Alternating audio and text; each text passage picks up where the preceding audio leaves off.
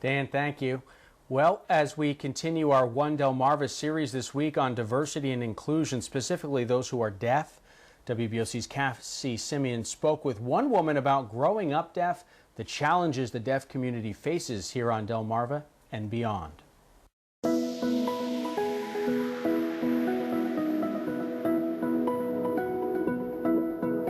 So we're clearly two of the three criteria for opening. We are living in times where our livelihood, all the metrics that would allow you to move forward, and our health rely on information from public officials. Get it.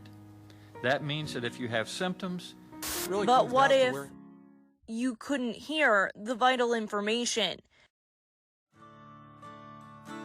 This is Rosemary Balzer. Both her parents were deaf, the family communicating through American Sign Language. I have 3 sisters and 1 brother. They were all deaf. I was the last baby for the family. We grew up communicating perfectly. But it wasn't so perfect outside of the home. Schooling during the 60s and 70s was difficult for deaf children. As technology has advanced, Rosemary says that communication between the deaf and those with hearing has progressed. It's called an invisible disability. People can't really look at me and tell I'm disabled and I'm deaf. So when people, back in the day, I would always just point at my ears and say, I can't hear, I'm deaf. And people would back up and say, sorry, I forgot. Nowadays, they will actually try to fingerspell and try to apologize and try to look at their iPhone and type in their notes to communicate with me back and forth. And it's a bigger change of attitude nowadays than it was before. But Balzer says that society still has many hurdles to overcome, including during this pandemic. So in the White House, President Trump, when he gives his speeches, some of the deaf people aren't able to read the captions. The elevated words are just too much. It's better visual language.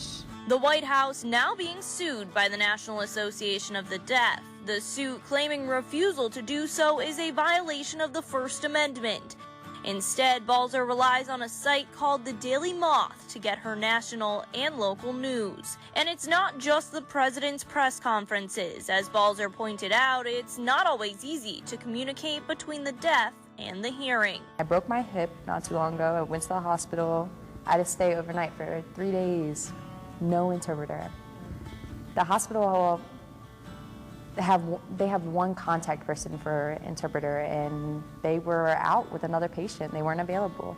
The Americans with Disabilities Act requires local governments, businesses, and nonprofits to have communication aids for anyone who is blind, deaf, or have communication disabilities. And Balzer says the recent police-involved shootings brought to light the disparities in communication with law enforcement. We need more law enforcement to be able to communicate with the deaf community. It's very important to us. I feel like they need to take training to be able to communicate with every individual. And I saw a segment on the Daily Moth where a while ago some incident happened with a black man and he unfortunately was killed. And that's my biggest concern, is that communication with the deaf is not accessible when it comes to law enforcement.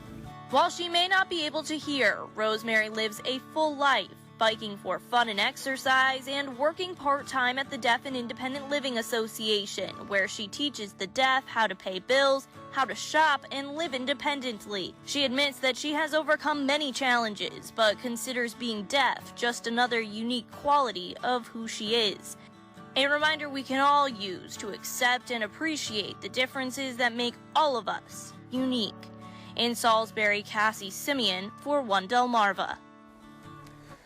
And a special thanks to our translator, Jules Stafford, for helping us to facilitate our interview, and Rosemary for telling her story.